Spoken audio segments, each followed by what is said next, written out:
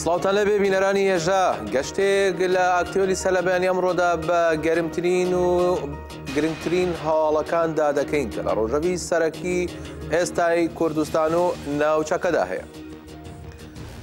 بینەرانی هێژا لە باشووری کوردستانەوە دەست بە گەشتی ئاکتیۆلی ئەمڕۆمان دەکەین. وەک دەزانن لە باشووری کوردستان ئێستا گەرمترین بابەت کە گفتوگۆی لەسەر دەکرێت بابەتی ڕێفراندۆمە، بزوتنەوەی گۆڕانی یەک لەو لایەنانەیە کە بەشداری کۆبوونەوەی لەگەڵ بارزانی نەکرد، بەڵام دوێنێ کۆبوونەوەی خۆی ئەنجامدا. جواتی نیشتیمانی بزوتنەوەی گۆڕان لە شاری سلێمانی و لە مەکۆی سەرەکی خۆی دوای کۆبوونەوەیکیان ڕایگەاند کە نابێت ڕیفراندۆم بۆ تێپەڕاندنی گرێبەستە گومەناویەکان بەکاربهێنرێت. لە کۆتایی کۆبوونەوەی دوێنێ بزوتنەوەی گۆڕان شۆڕش حاجی وتەبێژی بزوتنەوەکە بەلاغی کۆتایی کۆبوونەوەکەی خوێندەوە کە تیایدا جەخت لەوە کرابەوە نابێت ڕیفراندۆم بۆ تێپەڕاندنی داهاتی نەوت و گرێبەستە گومەناویەکان بەکاربهێنرێ کە گرێبەستەکەی ڕۆستنەفت دوهەمینیانە. پێویستە چاکسازی ڕیشەی لە بواری داراییدا بکرێت. وتیشی جەخت لەسەر سەروەری یاسا دەکەینەوە کار بۆ دامەزرانی دەوڵەتی سەربەخۆی کوردستان دەکەین کە تیایدا یاسا سەروەر بێ. لە بەشێکی تری بەلاغەکەدا ئاماژە بەوە کراوە کە پێویستە کۆتایی بە قۆڕەخکاری بهێنرێ و ئەو پرۆسەی پارتی و هاو ئاوازەکانی دەستیان پێکردووە پرۆسەیەکی حیزبی و نایاساییە. هەروەها وتیشی نابێ پرسی ڕیفراندۆم بۆ بەرژەوەندی شخصی و حیزبی بەکاربهێنرێ و بکرێتە دەستکەوتی تاکە حیزب و تاکە بنەماڵە و تاکە کەس. ئایندە بەرەو شوێ دەڕوا هەر قسەیەک لێرە و لەوێ هەر کەسێک بیکات تعبیر لە ڕاو بڕیار و بۆچوونی بزوتنەوەی گۆڕان ناکات مەگەر بەندە بیڵێت لە جیاتی جواتی نیشتیمانی بزوتنەوەی. ئێمە لە کاتێکا کە و کۆستە گەورەمان لێکەوتووە ئەمانەوێ هەموو کۆمەڵانی خەڵکی کوردستان لەوە دڵنیا. بینەرانی هێژا لەگەڵ بەڕێز دانا حەمید ڕۆژنامەوان لە باشووری کوردستان و لەگەڵمانایە ئەو بابەتە قسە دەکەین. کاک دانا ئەم کاتت باش، من دەمەوێت ڕاوسەرنجی خەڵک لەو بارەیە و ببینم. هەڵبەتە هەندێک بۆچوونی جیاواز هەیە لەگەڵ ئەنجامدانی ڕیفراندۆمە، خەڵک هەیە دش بە ڕیفراندۆمە لە بەرەوەی شەرت و مەرجیان هەیە و بارودۆخێکی ناهەموار هەیە. بەگشتی ئێوە ڕۆژنامەوانێک کە لەناو خەڵکدا ڕووماڵ دەکەن چی دەبێژن؟ ڕاو بۆچوونە جیاوازەکان چی؟ بەڵێ سەرەتام کاتتان باش، سڵاو بۆ بینەرەکانتان. دیارە وەکو خۆدا ئاماژە پێکرد وەکو ڕۆژنامەنووسێک ئێمە دەچینە ناو خەڵک و ڕاو بۆچوونی خەڵک وەردەگرین. ئەوەی کەمەوێ بڵێم لە ناو خەڵکدا ئێمە ئیدیسین و گوێبیستەبین و زانیاری وەرەگرین بەداخەوە کە نەبوو پرسێکی نەتەوەی بەم شێوەیە کۆمەڵانی خەڵک لەسەری ببن بە دوو بەشەوە. ئێستا کە کۆمەڵانی خەڵکی کوردستان بوون بە دوو بەشەوە، واتە بەشێک پشتگیری ئەکات و بەشێکی تر بە پێچەوانەوە پشتگیری لە پرۆسەکە ناکات. ئەمەش ئەگەڕێتەوە بۆ ئەوەی کەوا هەڵبژاردننی تەوقیتی ڕیفراندۆمەکە بە بۆچوونی بەشی هەرە زۆری خەڵک، یعنی هەڵبژاردننی کاتەکە گونجاو نییە بەو پێی کە ئێستاکە هەرێمی کوردستان بە قەیرانێکی سەختی ئابووری ئەتی ئەپەڕێت و بە هەمان شێوەژ بە قەیرانێکی قوڵی سیاسیاتی ئەپەڕێتەوە. ماوەی 2 ساڵە ئەم قەیرانە ئابووری و سیاسیە درێژەی هەیە. ئەوانەی کە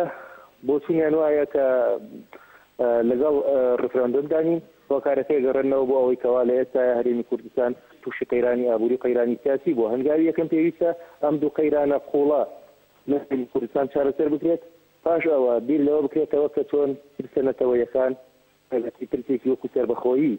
بخرێتە نێو کۆمەڵانی خەڵکەوە بخرێتە بەردەستی کۆمەڵانی خەڵک. یعنی هەوڵاتی وایە کاتێک لێ برسیت تۆ بەبەڵێ یاخود بەنە خێر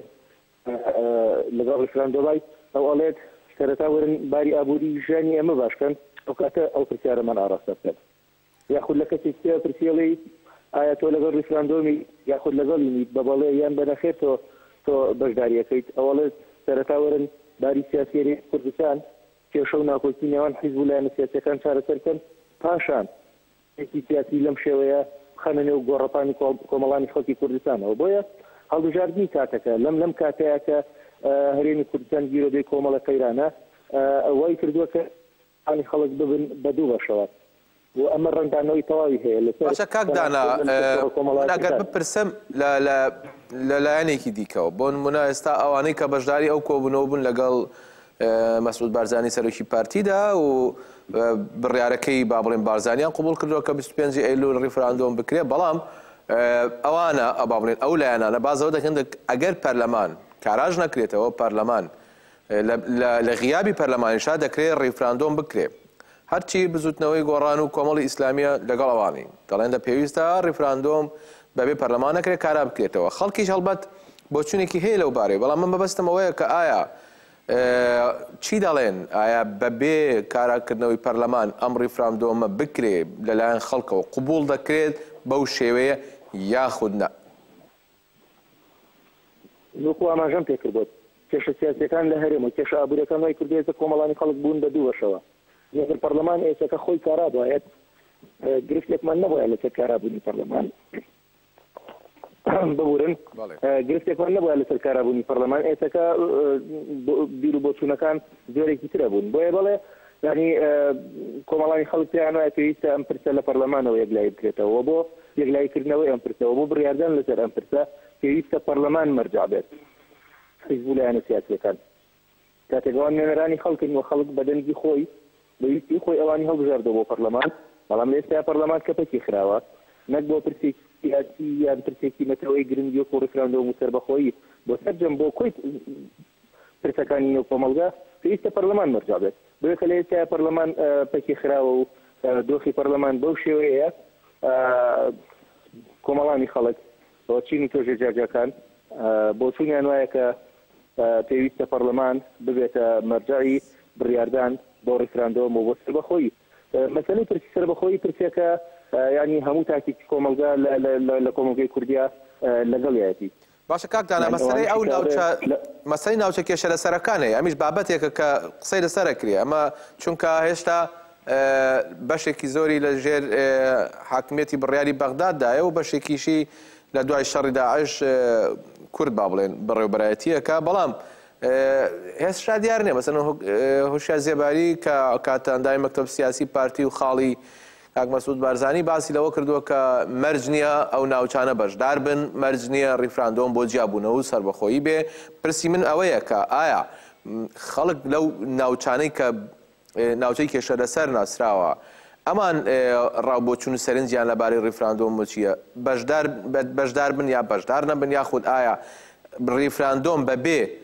بەشدارکردنی خەڵکی ئەو ناوچانە چەنێ جددیە بەڵێ کاژێ سەلاح لە دوای کۆبوونەوەی حیزبەکان و دیاریکردنی ڕۆژێک بۆ ڕیفراندۆم لە دوای ئەو ڕۆژەوە ئێمە لە ئەو لیژنەی کە تایبەتە بە ڕیفراندۆمەوە ئێمە وتە و لێدوانی جاجا بیستی هەروەگەوەی کە هۆشیار زێباری خۆی باسی کردووە کە ئەم ڕیفراندۆم بۆ سەربەخۆیی نییەوە ناوچە دەبراوەکانیش ناگرێتەوە خۆی خودی ئەم لێدوانە خودی ئەم قسەیە با بڵێن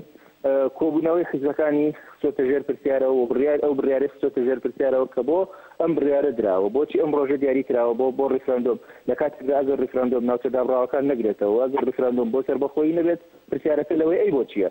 بۆی ئێستا کۆمەڵانی خەڵکم پرسیارەیان هەیە کە یعنی ئەگەر ڕیفراندۆم بۆ سەربەخۆیی نەبێتەوە بۆ ئەوە نەبێت کە ناوچە دابراوەکانیش بەشدار بن لە ڕیفراندۆمدا ئەم پرۆسەیە بۆچی بڕیاری لێدراوە بۆچی دیاری کراوە کە ڕیفراندۆم ئەنجام بدرێت قسەکە لەسەر ئەم بابەتەیە لێرەیە ینی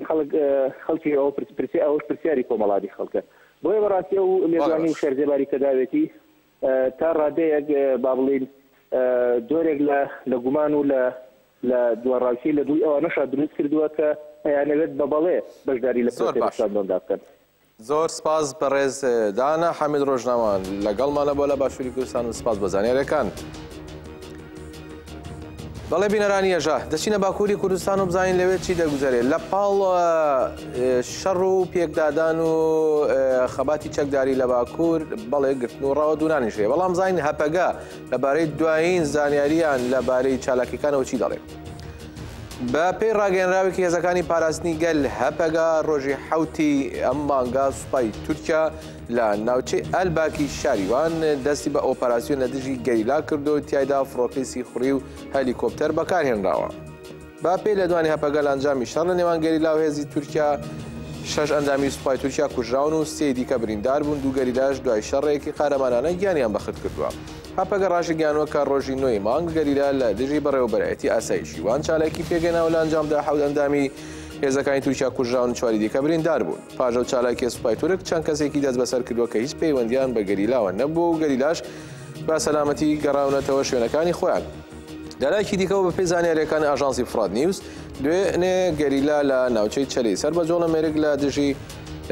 سوپای تورک چالاکی ئەنجامدا و تیایدا 6 ئەندامی هێزەکانی تورکیا کوژراون.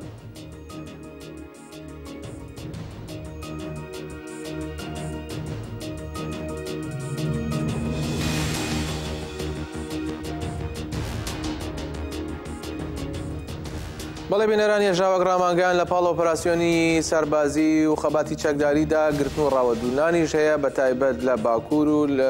لە هەندێک لە شارەکانی تورکیا لەگەڵەوەشدا هەوڵدەکان بۆ کاولکردنی ناوچەی سووری ئامەدە لەلایەن ئاکەپەوە بەردەوامە. فەراد مەمەدۆغڵو ڕۆژنامەوان لە ئامەدۆ لەگەڵمانایە. فەراد دەمباش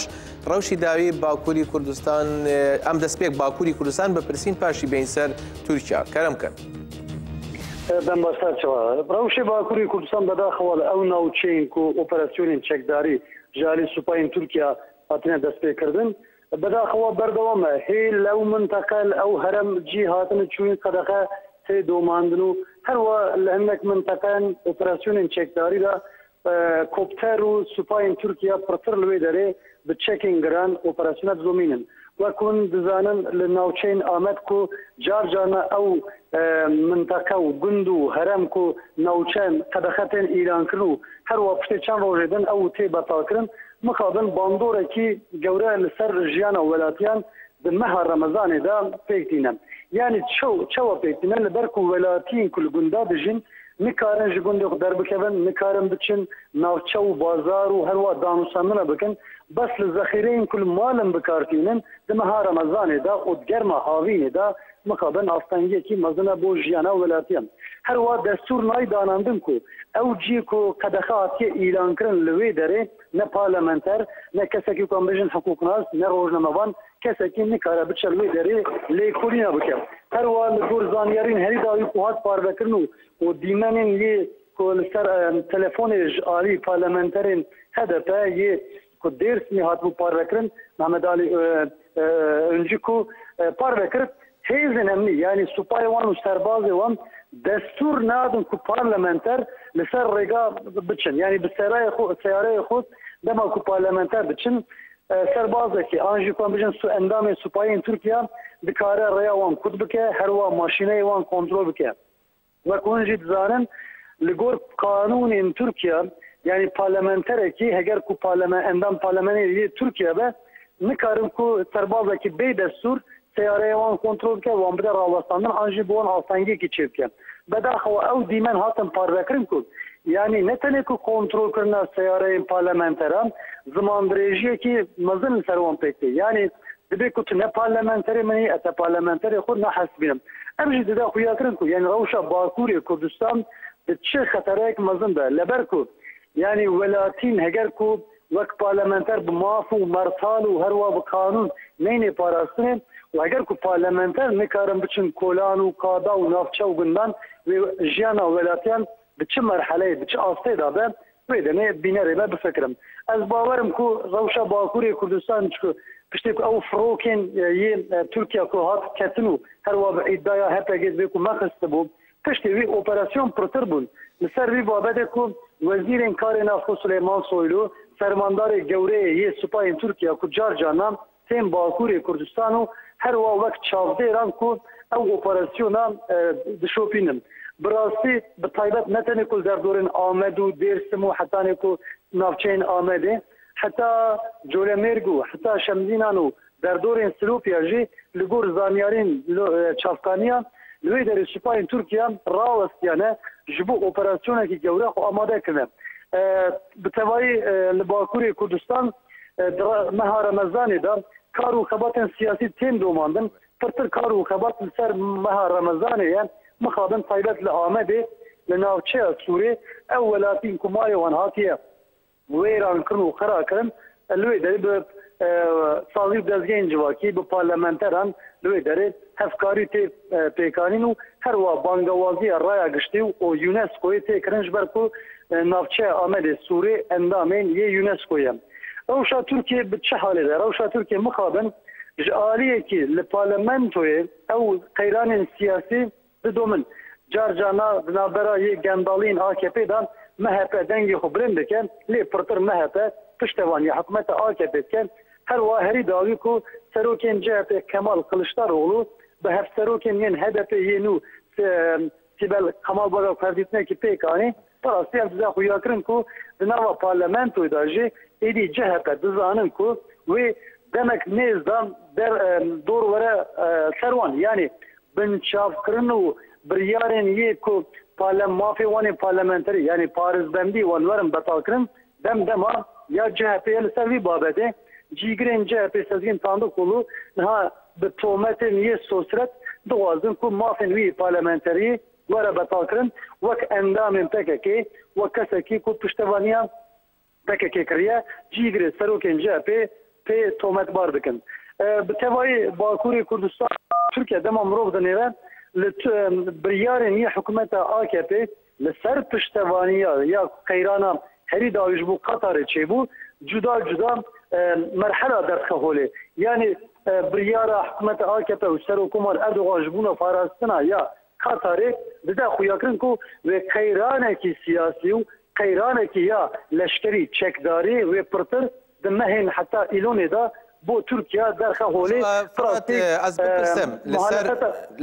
لسر مسئله پاراستنی قطر لعالیه ترکیا دا کون بحث کرن ترکیا دا بیجه اما هیز بکشینین ورا و اما قطر بتنه ناهلین نيريني سياسة يا هندري تركيا لسرويات شيا يعني عالية دن برلمان يا بامبيجين بقشتي شروفي عالية دن يا دروي قد AKP جوي عالي دا شيا براسي پشتوك او وينين يل سوباين تركيا لقطر كل كولان وقادهات باربكرن ددا خوياكرن كو يعني حكومة AKP لغور برجمندين خوين ابوري پشتوانيان يا قطر دكم هر وا مخالفت يعني جهه و هدف لسربي پشتوانيان AKP فكارن يعني جمانين جوله هنا وجمانين خو بالبرلمانتو دا لبر روجنموان بليف دكن يعني دبين كو حكومة AKP تركيا كر شرنية سوريا وهرواني كرج سوريا خلاص بدا دستي خو باكش بك نهاجي يعني نوكاجي كو هروا تركيا بپشتوانيا يا قطر وهروا سوباشيانن وتشيكشيانن وبتكلاتين ابوري لهمبري هم اوروبا هم امريكا هم لهمبري سعود ومصر وهروا كو لهمبري امبارغو نشان قطر يدن تركيا كما كيرانه كي مزن قالوا بوتشيا بزوازم بينارنا آگاهدار بكم لبالكو بريا اف قيران شباب يعني دولتين قطر وتكلاتين هي ابوري تركيا یک جوره شباب هروا زاوين ي سروكمار اردوغان كو وزير كارين انرژيه وهروا جلك تكلاتين ي جبونا تركيا ودانوستاندن وتايبت لباكوري كردستان مهوني بري كو قطري وسعود هاتن بيدر جبينا بيكانينو وعرازي وهروا بنابي كارين ي حيوان واندزيه ببورن حيوان وزراعات الفيدري جلك فرين ي خيالي بكاراني ددا خوياكرنكو يعني حكومه AKP ناكو پشتوانيا يا قطر دك فرتر سبب فرتر ي كو باندورا مرو دكشينه ابوري وبريا سربي بابده هم ولاتي نبسكار وكسن روشنبيرن تركيا براسي دومان مزن هنا مثل پشتوانيا قطر ي ديام جي برلمانتو وكسن كو كارين سياسات الدومينن دبين كو دمل تركيا دست خوج قطري وكشينه çünkü قيرانكي مزن هروا جبلككي يعني روجلاتا ناوين وتكلاتين اوروبا و تركيا تيك بتشا باشه گلک سپاس فراد محمدوغلو روزنامه‌وان لامادو بامرابي سپاس بتولی بناوا بله بینرانی هجا دچینا روجهلاتی کردستان بزانین روجهلاتی کردستان و ایران چی دگذری و بزانین لدوای هێرشەکەی سەرتاران ڕەشبگیری زیاتر بووە. گرتن و دەست بەسەرکردنی هاوڵاتیان لە ڕۆژهەڵاتی کوردستان پەرەی سندۆ لە شاری سنە 6 کەس دەست بەسەرکران بە پێی زانیاری بەدەستخرا و دوای هێرشەکانی چوارشەمەی ڕابردوو لە تاران هێزەکانی ڕژێم دەستیان بە میلیتاریزەکردنی زیاتری شار و ناوچەکان بەتایبەت لە ڕۆژهەڵاتی کوردستان کردووە و ڕاشگەیەنراوە کە لە شاری سنە 6 کەس بە مانگەشەی پەیوەندی بە هێرشەکانەوە دەست بەسەرکراون.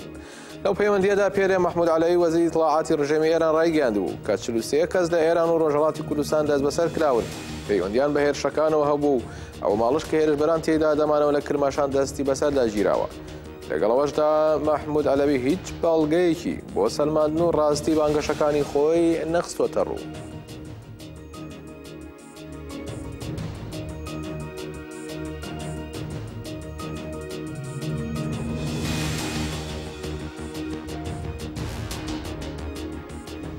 بەڵێ بینەران نژە فەرهاد مەمەدۆغڵو باسی لە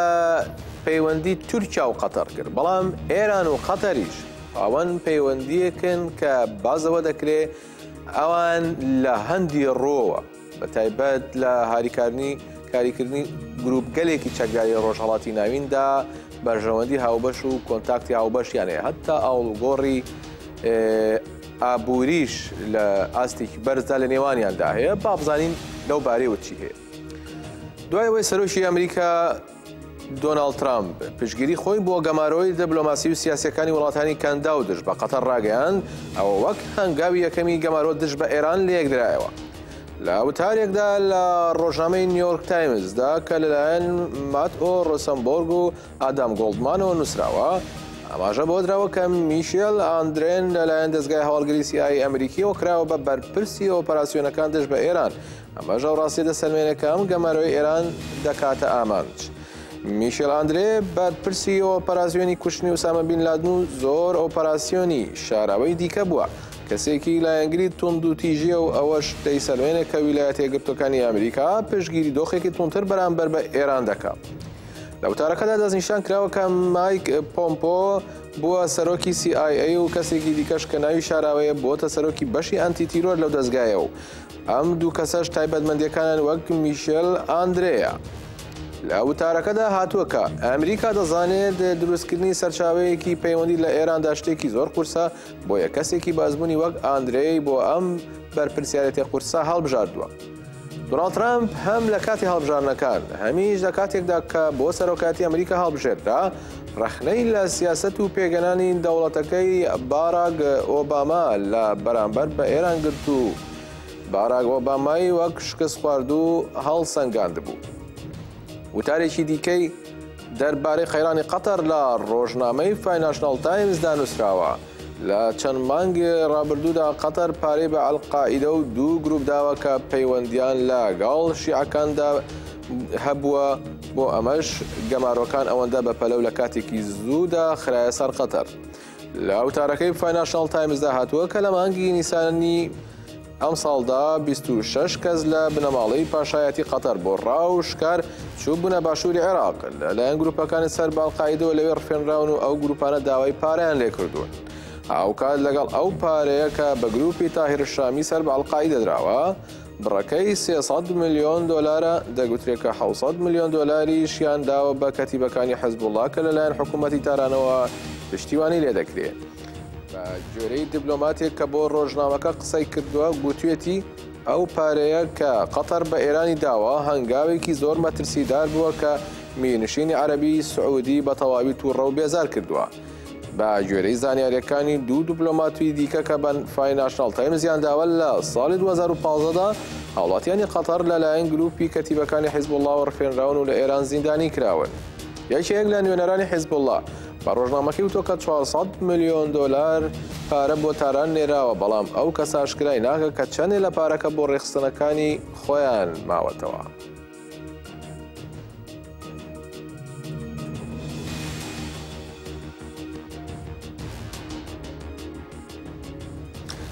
بەڵێ بینەرانی ێژاوە راپۆرتێک بوو باز لە پەیوەندی نهێنی قەتەر و ئێران. ئێستا دەچینە ڕۆژاوی کوردستان و باکووری سووریا تایبەت بە ئۆپەراسیۆنەکانی ڕەقا و بزانین چی هەیە لەو دەبەرە.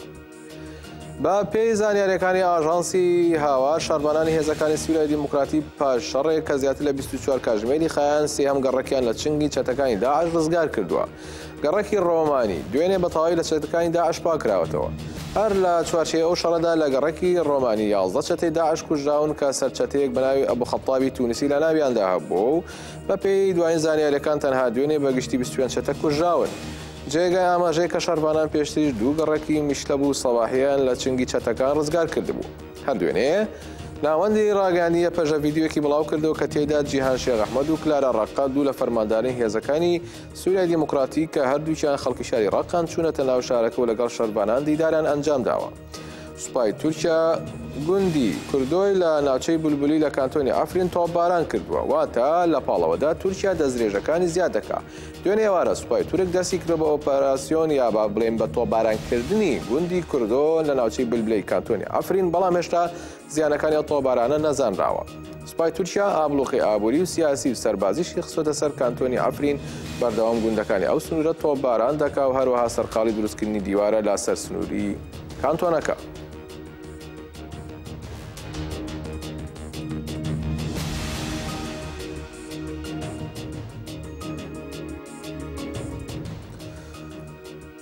لە ڕۆژاوای کوردستانەوە ڕۆژنامەوان ئالان مەعیشمان لەگەڵایە زانیاری زیاتری لێوەرەگرین. ئالان دەمباش، ئەم دەخوازین زانیاری زیادەتر لەسەر ئۆپەراسیۆنی ڕەقا ژوە ببیستین، نەها چه هەیە لەوێ دەبەرێن؟ بله دەستپێکێ دەمباش وەرە نەها وەکو ئەم دەزانن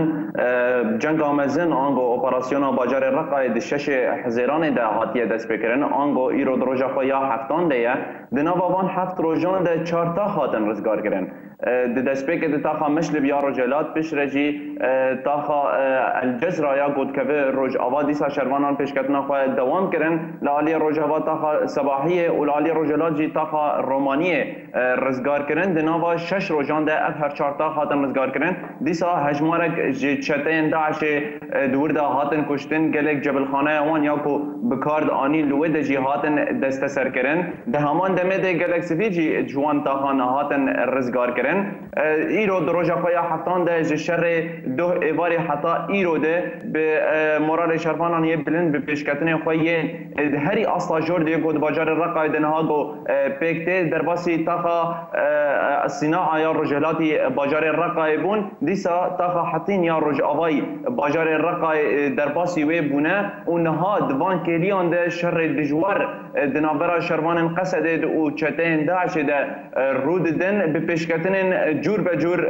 به مورال کی بلند شروان گاو گاو دنوا باجار رقای ده پیش دیکوین هر دیچه عالی روج آوا و عالی رجلات شروان پیش دیکوین بر بناوند باجار رقای به وکو نهال سر نقشه جی دیار ده به پیش کتنا شروان جهر دو ملان ده چتن داعش عالی باکور به تکوین دور پیچ ده و الدور دجي چتين داعش ربازن وكو قاشو خوجش هزا شرمانان بپارزن ربازن جور به جور بکاردانین وكو لتاخا مشلب یا رجلاتی باجر کو شرمانان تونلک چتين داعش دور دیتن او جيش بوكو خوش دربين انجي جگولين شرمانان قصد بپارزن دهمان دمده ج بالافرين کواليسيونان دولتيين كول گاف گاف شرمانان رنه و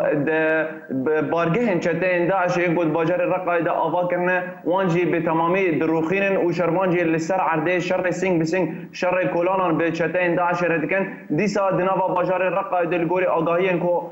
سفیلا شروانان و فرماندار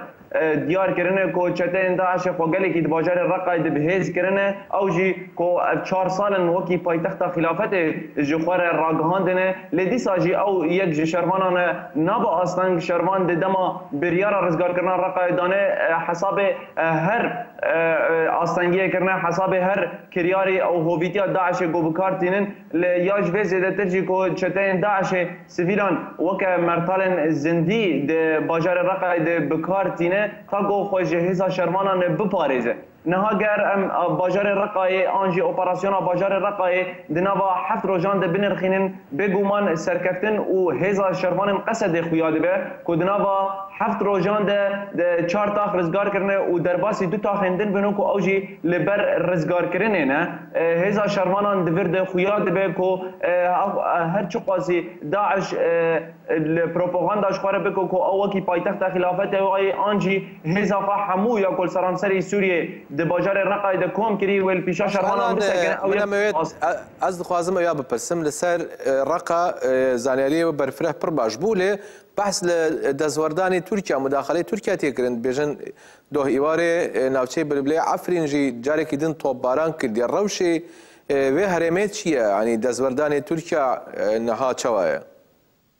نهاد جی دسپیکا پنگاوا غزبا قراته یکو جی پنجه مجدارا 2016 دهاتیه دسپیکرن ترکیه خواست و دمه در باسی باجار رقای نتنه نجبو رزگار کرناوی لیبلش بو داگر کرناوی و ریگرتنا لپیشیا شروان قصده بو نهاجی پشتی سرکفتن شروانان پشتی دور پیش کرنا باجار رقای جسی آلیان و برخودانه که به هم پایا کجالی شروان قصده هات نشاندان ترکیه همون ربازان بکارتینه تا گو به اپراسیون آنجی به پنگاوه آستنگ بکه یک جوانجی ددما ایریشی روجاوای کردستان کرد ددما ایریشی قرچوغی کرد نهاجی هری داوی گو شروان برگاوا داوی فنا آن گو جنگا مزن راگهاندنه دیسا دولتا ترک به همو هولدان دخوازه به پنگاوه آستنگ بکه یا میناکا هری برچاوجی کو تو باران خواه لسر کانتون عفرینه نسکن آندیه گاو تو و هرم تو باران دیگه تبی کو به صدان آنجی به هزاران جی کوچبرن سوریه لویده بجه بونه او حکومت کود بجه از گل سوریه جه ترور بپارزم از گل سوریه از هدیه گل سوریه پیک بینم چما نها وان کوچبران تو باران دیگه و جه کو تیده به اولیه چما وان هرمان تو باران دیگه بگو من ودمه هلوستا آنجی دخواست دولت ترک قیاد بکو پنگاوا غزبا قرات آستنگ بکه و همو سرکفتنن کو سیاسی به چه لشکری به گل باکور سوریه پکته وان به تمامی آستنگ بکو الپیشان وان به دیوارک بله گلک سپاس الان معید روزنامه‌آن ڕۆژاوای کوردستان و بەمەڕەوی سپاس بۆ زانیاری و تەڤلبوونەوە. بەڵێ بینەرانی هێژا بە هەواڵێکی جیهانی کۆتایی بە گەشتی ئەکتوێلی ئەمڕۆمان دێنین تایبەت بە هەڵبژاردننی پەرلەمانی فەڕەنسا کە خولی یەکەم دوێنێ بەڕێوچوو با بزانین ئەنجامە بەرایەکان چییە؟ دوێنێ خولی یەکەمی هەڵبژاردننی پەرلەمانی فەڕەنسا ئەنجامدرا تیایدا پارتەکەی سەرۆکۆمار ئێمانوئێل ماکرۆن بە ڕێژەی 132.2 دەنگەکان زۆرترین دەنگی بەدەستهێنا. دوێنێ 67,000 بنکەی دەنگدان بەڕووی دەنگدەرانی فەڕەنسیدا کرانەوە تا کاتژمێر 8 ئێوارە بە کاتی پاریس پرۆسەی دەنگدان بەڕێوەچوو. 5 خولەک دوای کۆتای هاتنی هەڵبژاردنەکە ئەنجامە بەرایەکانی دەنگدان ڕاگەیەنرا کە بەم شێوەیەن. پارتی بۆ پێشەوە لە 132.2 دەنگەکانی بردەوە. پارتی کۆماریەکان لە 121.9 دەنگەکانی بردووە. بەرەی نیشتیمانی لە 114 دەنگەکانی بردووە. بەرەی چەپ لە 111 دەنگەکانی بردووە. پارتی سۆسیالیست لە 110.2 دەنگەکانی بردووە. پارتی کۆمونیست لە 103، پارتی سەوز لە 103 و پارتی ڕابوونی فەڕەنسیش تەنها لە 101 دەنگەکانیان بردووە. پارتی بۆ پێشەوەی ماوەی ساڵێک و یەک مانگە لەلایەن ئێمانوئێل ماکرۆن سەرۆکۆماری فەڕەنساوە دامەزراوە توانیوەتی هەڵبژاردننی سەرۆکاتی فەڕەنسا لە 166.1 دەنگەکان بەدەست بێنێ و لام هەڵبژاردنەی پەرلەمانیش ببێتە یەکەم. بەگوێرە ئەم ئەنجامە لە خولی دووهەمدا 395 بۆ 430 کورسی ئەنجومەنی نیشتیمانی فەڕەنسا واتە پەرلەمان بەدەست دێنێ. ئەوەش یەکەمین جارە ئەو پارتە دەچێتە پەرلەمانەوە. هەڵبژاردنەکە لە دۆخێکی ئاسایشی تند و تۆڵدا بەڕێوەچووە. زیاتر لە 50,000 پۆلیس و سەربازی فەڕەنسی ئاسایشی بنکەکانی دەنگدانیان پاراستووە. هەڵبژاردننی ئەنجومەنی نیشتیمانی فەڕەنسا هەر 5 ساڵ جارێ بۆ 577 کورسی ئەنجام دەدرێت. لەم هەڵبژاردنەدا 7882 کاندید کێبڕکێ لە سەر بەدەستهێنانی 577 کورسی پەرلەمان دەکەن. هەر حیزبێک زیاتر لە 289 کورسی بەدەست بێنێ واتە زۆرینەی ڕەهای هەیە و دەتوانێت بە تەنها خۆی حکوومەت پێک بێنێ. بڕیارە خولی دووهەمی هەڵبژاردنەکە 18 مانگا واتە هەفتەی داهاتوو ئەنجام بدرێت.